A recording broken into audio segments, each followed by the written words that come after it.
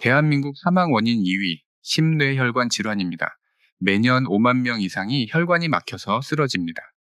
이 중 3분의 1은 병원에 도착하기 전에 사망합니다. 살아남아도 절반은 후유증으로 혼자 식사를 못합니다. 혼자 화장실을 못 갑니다. 옷을 입는 것조차 누군가의 도움이 필요해집니다. 그런데 이 모든 것의 시작은 통증도 없고 증상도 없는 조용한 혈관 폐색이었습니다. 오늘 영상 끝까지 보시면 혈관이 막히는 진짜 원인 3가지와 약 없이 혈관을 되살리는 음식, 그리고 오늘부터 바로 실천할 수 있는 생활 습관까지 모두 알려드리겠습니다. 자, 그럼 시작하겠습니다. 안녕하십니까? 김현우 교수입니다. 오늘 가장 먼저 드리고 싶은 말씀이 있습니다. 고지혈증은 아프지 않습니다. 열도 나지 않고 기침도 나지 않고 어디가 쑤시지도 않습니다. 그래서 대부분 건강검진에서 우연히 발견됩니다. 의사가 수치를 보고 말해줘야 비로소 아시는 겁니다. 저는 아무 증상도 없는데요. 진료실에서 가장 많이 듣는 말입니다. 하지만 정말 증상이 없는 걸까요? 아침에 머리가 무겁습니다. 손끝, 발끝이 자주 저립니다. 계단 한 층만 올라가도 숨이 찹니다. 가끔 어지러워서 벽을 짚습니다. 밤에 종아리가 쥐가 나기도 합니다. 이런 증상들을 대부분 나이 탓으로 돌리십니다. 60 넘으면 다 그렇지? 주변에서도 그렇게 말합니다. 하지만 이것은 노화가 아닙니다. 혈액이 끈적해지면서 몸 곳곳에 피가 제대로 돌지 않는다는 신호입니다. 혈관이 보내는 경고를 노화라는 말 한마디로 넘기고 계신 겁니다. 특히 뇌혈관은 한번 막히면 되돌리기가 매우 어렵습니다. 뇌세포는 산소 공급이 4분만 끊겨도 손상이 시작됩니다. 4분입니다. 라면 끓이는 시간도 안 됩니다. 뇌졸중이 발생하면 골든타임은 3시간입니다. 3시간 안에 치료를 시작해야 후유증을 최소화할 수 있습니다. 그런데 응급실에서 자주 보는 일이 있습니다. 아침에 좀 이상했는데 낮까지 참다가 왔습니다. 이런 분들이 적지 않습니다. 증상이 시작되고 6시간, 10시간 뒤에 오시는 경우도 있습니다. 그때는 이미 뇌세포 손상이 상당히 진행된 뒤입니다. 조금만 일찍 관리하셨더라면 그런 생각이 들 때가 정말 많습니다. 그래서 치료보다 예방이 중요합니다. 막힌 뒤에 뚫는 것보다 막히지 않게 관리하는 것이 먼저입니다. 그래도 다행인 거는 혈관은 관리하면 반응합니다. 나이가 들었어도 식단과 습관을 바꾸면 혈관은 다시 좋아질 수 있습니다. 그 관리의 핵심은 바로 음식과 생활 습관에 있습니다. 그 전에 먼저 혈관이 왜 막히는지 그 구조적 원인부터 정확히 짚겠습니다. 우리 몸속 혈관의 총 길이 약 10만 킬로미터입니다. 지구를 2바퀴 반 감을 수 있는 거리입니다. 이 긴 관을 따라 심장이 하루에 약 7,000리터의 피를 보냅니다. 뇌로, 간으로, 콩팥으로, 손끝, 발끝까지 쉬지 않고 순환합니다. 문제는 이 관이 영원하지 않다는 겁니다. 혈관도 낙습니다. 오래된 수도관에 녹이 슬고 이물질이 끼듯 우리 혈관 안쪽에도 찌꺼기가 쌓입니다. 그 첫 번째 원인, LDL, 콜레스테롤입니다. 흔히 나쁜 콜레스테롤이라고 부릅니다. 부엌 싱크대 하수구를 떠올려 보십시오. 설거지할 때 기름기가 조금씩 내려갑니다. 처음엔 아무 문제 없습니다. 물도 잘 빠집니다. 하지만 기름때가 한 달, 1년 쌓이면 하수구가 좁아지고 결국 물이 안 빠집니다. 혈관도 똑같습니다. LDL 콜레스테롤이 혈관 안쪽 벽에 조금씩 달라붙습니다. 이것이 산화되면서 혈관벽 안으로 파고듭니다. 우리 몸의 면역세포가 이걸 처리하려 달려옵니다. 하지만 처리가 안 됩니다. 오히려 면역세포까지 뒤엉켜서 혈관벽 안에 덩어리를 만듭니다. 이거를 죽상경화반이라고 합니다. 혈관 안에 자리 잡은 기름혹입니다. 이 혹이 자라면 자랄수록 혈관 통로는 좁아집니다. 피가 지나갈 길이 줄어듭니다. 하지만 진짜 무서운 건 따로 있습니다. 좁아진 혈관 위를 피가 빠르게 지나가면 그 기름 덩어리 표면에 균열이 생길 수 있습니다. 그 순간 우리 몸은 출혈이 났다고 판단합니다. 혈소판이 몰려들고 그 자리에 피떡이 만들어집니다. 이것이 두 번째 원인, 혈전입니다. 혈전은 혈관을 순식간에 틀어막습니다. 뇌혈관을 막으면은 뇌졸중, 심장혈관을 막으면은 심근경색, 폐로 가면은 폐색전증, 서서히 좁아지는 것도 위험하지만은 혈전은 한순간입니다. 그래서 더 무섭습니다. 나는 콜레스테롤 수치가 정상인데요. 이렇게 생각하시는 분 계실 겁니다. 하지만 혈전은 콜레스테롤이 정상인 분에게도 생깁니다. 혈액이 끈적해지거나 오래 앉아 있어서 피 흐름이 느려지면 그것만으로 혈전이 만들어집니다. 수치만 보고 안심하시면 안 됩니다. 이제 세 번째 원인입니다. 이것은 나이가 드는 한 누구도 피할 수 없습니다. 혈관 경직입니다. 젊을 때 혈관은 탄력이 있습니다. 심장이 피를 밀어내면은 혈관이 살짝 늘어나면서 충격을 흡수합니다. 고무호스처럼 유연합니다. 하지만 나이가 들면은 이 고무호스가 딱딱한 플라스틱 관으로 바뀝니다. 혈관벽에 칼슘이 침착되고 콜라겐이 변성되면서 탄성을 잃어버립니다. 딱딱해진 혈관은 심장이 보내는 압력을 흡수하지 못합니다. 그 압력이 고스란히 혈관벽을 칩니다. 이것이 고혈압으로 이어집니다. 고혈압이 지속되면 혈관벽에 미세한 상처가 반복됩니다. 그 상처 위에 다시 콜레스테롤이 쌓입니다. 혈관이 굳으니까 혈압이 오르고 혈압이 오르니까 혈관이 더 손상되고 손상된 자리에 기름때가 또 끼는 겁니다. 악순환입니다. 이 세 가지가 지금 이 순간에도 누군가의 혈관 안에서 동시에 진행되고 있습니다. 설마 나는 괜찮겠지? 대부분 그렇게 생각하십니다. 하지만 혈관은 소리 없이 막힙니다. 아프다고 말해주지 않습니다. 그렇다면 방법은 없는 걸까요? 있습니다. 핵심은 세 가지입니다. 첫째, 끈적해진 피를 맑게 만들 것. 둘째, 딱딱해진 혈관을 다시 유연하게 만들 것. 셋째, 손상된 혈관 안쪽 벽을 보호하고 회복시킬 것. 이 세 가지가 동시에 이루어져야 합니다. 하나만 해서는 안 됩니다. 피만 맑게 해놓고 혈관이 딱딱한 채로 두면 소용없습니다. 혈관을 유연하게 만들어도 안쪽 벽이 계속 손상되면 의미가 없습니다. 그러면은 약을 먹으면 되는 거 아닙니까? 맞습니다. 스타틴 같은 약은 콜레스테롤을 낮추는데 효과적입니다. 혈압약도 혈관에 가해지는 압력을 줄여줍니다. 하지만 약만으로는 한계가 있습니다. 약은 수치를 조절합니다. 그런데 혈관 안쪽 벽의 염증을 줄이고 혈관 탄력을 되살리고 피의 점도를 자연스럽게 낮추는 일은 음식과 생활 습관이 해야 할 영역입니다. 약과 음식은 경쟁 관계가 아닙니다. 역할이 다릅니다. 약이 급한 불을 끄는 소방차라면 음식은 애초에 불이 나지 않게 만드는 건물의 방화벽입니다. 그래서 저는 환자분들께 약을 끊으라고 말씀드리지 않습니다. 다만 이렇게 말씀드립니다. 약만 믿지 마십시오. 식탁 위를 바꾸십시오. 이것은 선택이 아닙니다. 전략입니다. 그러면은 구체적으로 어떤 음식이 이 세 가지를 동시에 해결해 주는지 지금부터 하나씩 말씀드리겠습니다. 첫 번째 음식, 등푸른 생선입니다. 고등어, 꽁치, 연어, 삼치. 이 생선들의 공통점이 있습니다. 오메가3 지방산이 풍부하다는 겁니다. 오메가3 안에는 EPA와 DHA 이 두 가지 성분이 들어있습니다. EPA부터 설명드리겠습니다. EPA는 중성지방을 낮추는데 핵심적인 역할을 합니다. 중성지방은 혈액을 끈적하게 만드는 주범입니다. EPA는 이 중성지방을 30에서 40%까지 낮춥니다. 미국 심장학회 연구에서 EPA를 꾸준히 섭취한 그룹은 LDL 콜레스테롤이 20에서 30% 감소했고 HDL, 좋은 콜레스테롤은 오히려 증가했습니다. 쉽게 말씀드리면 혈관에 쌓이는 기름은 줄이고 기름을 치워주는 청소부는 늘린 겁니다. 여기서 끝이 아닙니다. EPA는 혈소판이 뭉치는 것을 억제합니다. 혈전이 만들어지는 과정 자체를 방해합니다.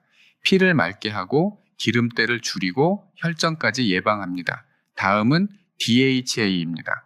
이 성분은 뇌를 지킵니다. 뇌세포막의 주요 구성 성분이 바로 DHA입니다. 나이가 들면 이것이 줄어들면서 뇌 기능이 떨어집니다. 영국 옥스퍼드 대학 연구입니다. DHA를 꾸준히 섭취한 그룹은 치매 발생 위험이 40% 낮았습니다. 혈관도 지키고 머리도 지킬 수 있습니다. 대전에 사시는 67세 이정임 어르신 건강검진에서 중성지방 380이 나왔습니다. 의사가 당장 약을 쓰자고 했습니다. 어르신은 약이 무서우셨습니다. 한번 시작하면 평생 먹어야 한다는 말에 선뜻 손이 가지 않으셨던 겁니다. 제 진료실에 오셨을 때 제가 석 달간 식단 조절을 먼저 해보시도록 권했습니다. 고등어와 꽁치를 일주일에 3번 이상 튀기지 않고 찜이나 조림으로 드시는 방법이었습니다. 석 달 뒤 검사 결과입니다. 중성지방 380에서 190으로 떨어졌습니다.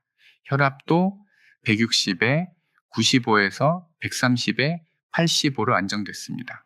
손발이 따뜻해진 게 제일 신기해요. 어르신이 제게 하신 말씀입니다. 손발 저림과 머리가 무거운 느낌도 눈에 띄게 줄었다고 하셨습니다. 다만 반드시 주의하실 점이 있습니다. 등푸른 생선은 절대 튀기지 마십시오. 기름에 튀기는 순간 오메가3가 파괴되고 오히려 트랜스 지방이 생깁니다. 약이 될 음식이 독으로 바뀝니다. 찜, 조림, 구이 이 3가지 조리법을 기억하십시오. 마늘과 함께 조리하면은 항산화 효과가 올라가고 물을 곁들이면은 소화 흡수가 좋아집니다. 레몬즙을 뿌리시면 비린내도 잡히고 비타민C가 오메가3 산화를 막아줍니다. 다만 통풍이 있으신 분은 등푸른 생선의 퓨린 성분에 주의하셔야 합니다. 일주일에 2번 정도로 조절하시고 큰 생선보다는 작은 고등어나 꽁치가 중금속 축적이 적어 더 안전합니다. 등푸른 생선 하나만으로도 피를 맑게 하고 혈전을 막고 뇌까지 보호할 수 있습니다. 2번째 음식, 양파입니다. 양파 안에는 퀘르세틴이라는 성분이 들어 있습니다. 플라보노이드 계열의 강력한 항산화 물질입니다. 이 퀘르세틴이 하는 일은 명확합니다. 첫째, 혈관 안쪽 벽에서 활성산소를 제거합니다. 활성산소는 혈관벽을 산화시켜 손상시키는 물질입니다. 퀘르세틴이 이것을 잡아줍니다. 둘째, 혈관 평활근을 이완시킵니다. 혈관이 넓어지면 혈압이 내려갑니다. 실제 임상 데이터입니다. 양파를 꾸준히 섭취한 그룹에서 수축기 혈압이 평균 10에서 15 정도 낮아졌고 혈전 생성률은 40에서 50% 감소했습니다. 하루에 양파 반 개, 그것으로 혈압과 혈전을 동시에 관리할 수 있다는 뜻입니다. 청주에 사시는 72세 최민수 어르신 이야기를 잠깐 드리겠습니다. 이 어르신은 경동맥 초음파 검사에서 혈관이 65% 막혀 있다는 진단을 받으셨습니다. 경동맥 협착 65%, 보통은 수술을 고려하는 수치입니다. 그런데 어르신은 수술을 원하지 않으셨습니다. 고령에 전신 마취가 부담되셨던 겁니다. 저와 상의 끝에 약물 치료와 함께 식이요법을 병행하기로 했습니다. 매일 양파즙을 드시고 등푸른 생선과 채소 중심으로 식단을 바꾸셨습니다. 6개월 뒤 추적 검사 결과입니다. 경동맥 협착이 65%에서 40%로 줄었습니다. 수술 없이 식이요법만으로 이 정도 개선을 보인 경우는 드뭅니다. 양파즙이 이렇게 좋은 줄 진작 알았으면 10년 전부터 먹었을 겁니다. 어르신이 웃으시며 하신 말씀입니다. 그렇다면 양파즙은 어떻게 만들어야 효과를 제대로 볼 수 있는지 알려드리겠습니다. 가장 중요한 것은 껍질입니다. 양파의 퀘르세틴은 갈색 껍질 바로 아래층에 가장 많이 들어 있습니다. 겉껍질만 벗기고 바로 안쪽 층은 반드시 함께 사용하십시오. 그 다음 양파를 자른 뒤 바로 끓이지 마십시오. 15분에서 20분 정도 그대로 두십시오. 이유가 있습니다.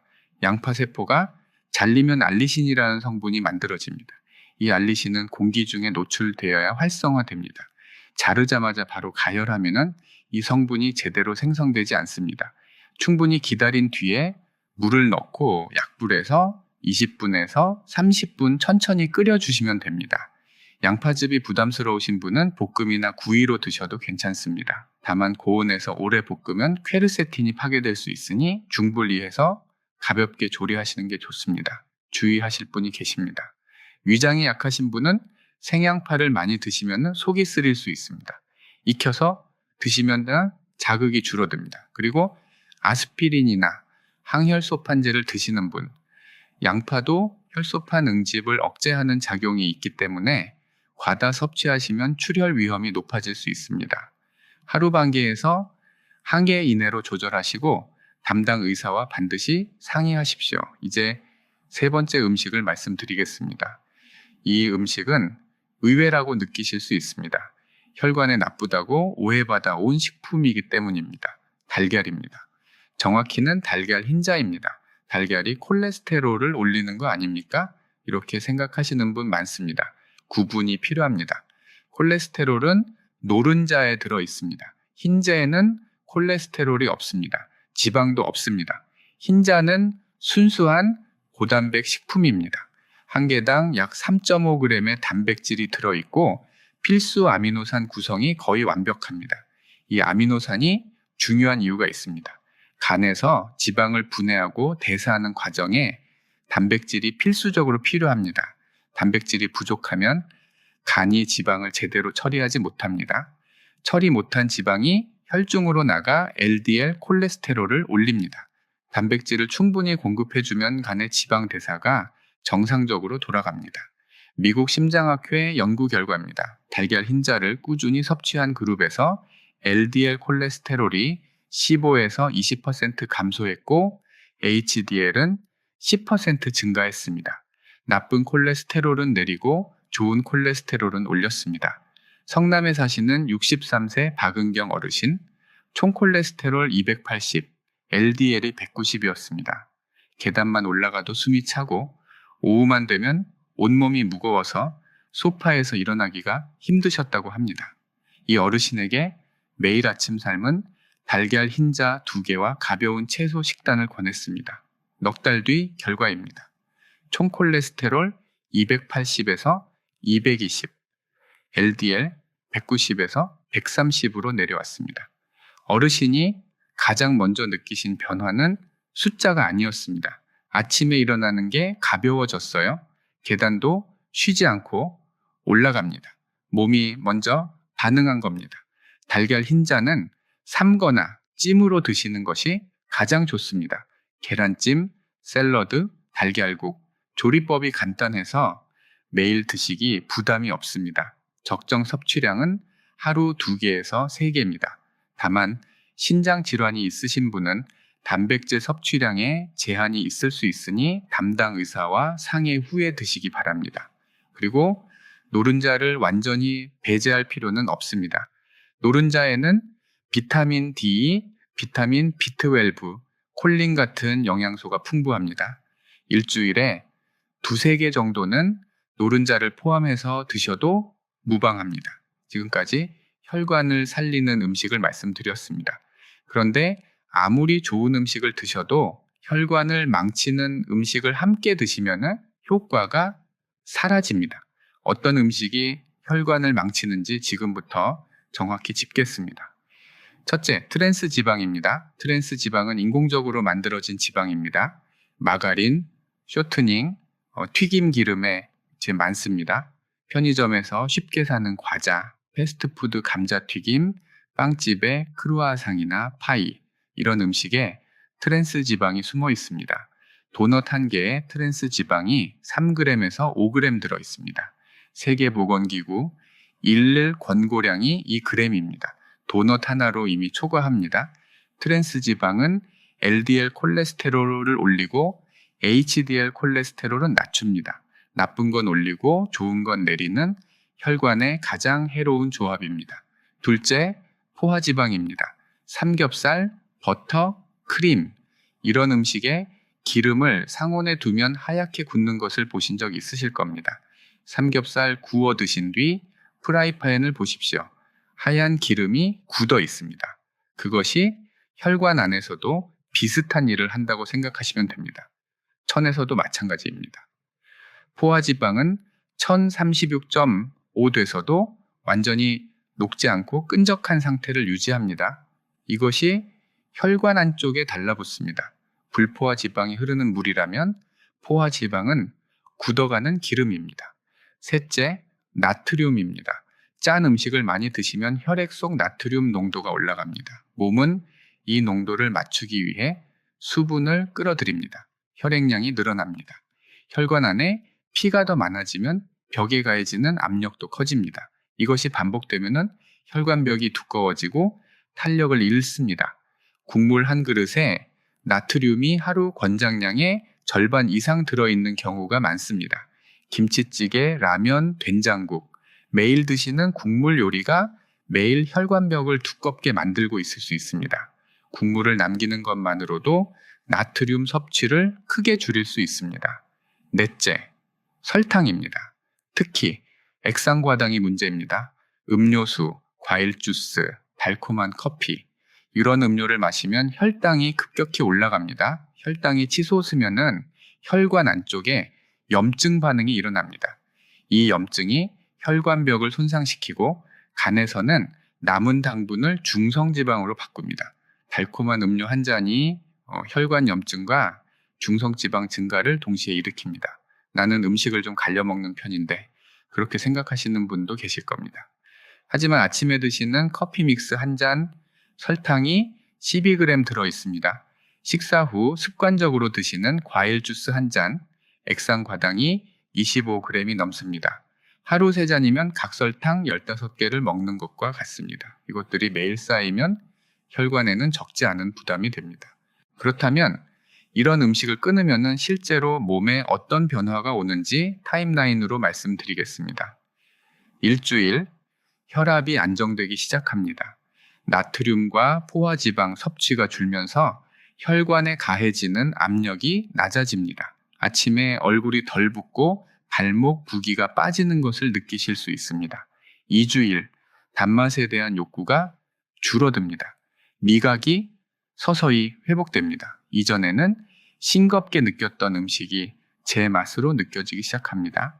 한 달에서 석 달, 콜레스테롤 수치가 개선됩니다. LDL은 내려가고 HDL은 올라갑니다. 혈액 검사 결과가 눈에 띄게 달라집니다. 건강검진표를 받아 들었을 때 이전 수치와 비교하시면은 본인이 직접 확인하실 수 있습니다.